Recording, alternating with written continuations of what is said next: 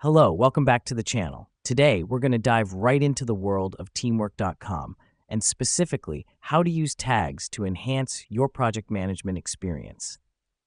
First things first, let's log into your teamwork.com account. Now, why do we need to do this?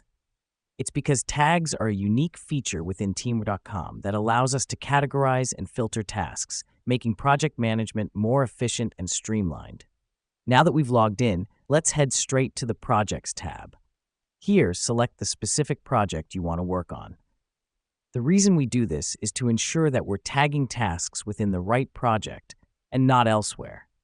Here's what's happening behind the scenes. When you choose a project, the system narrows down the tasks that are relevant, making your job easier. Next up, let's go to the Tasks tab within the selected project. Click on a task to open it, and then look for the Tags field. This is where you can add tags to your tasks. But why do we do this?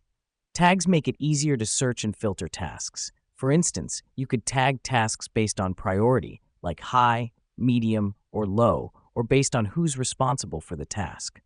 After entering your desired tags, just hit the Save button to apply them. This saves the tags to your task, and from now on, you can use these tags to sort, filter, and search for your tasks. Let me explain why this matters. With numerous tasks in a single project, tags help you quickly identify and manage tasks, making your project management more efficient. That's it. We've successfully added tags to our tasks in teamwork.com. Remember, tags are not just labels.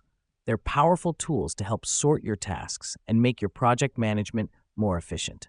Thanks for watching, and we'll see you in our next tutorial.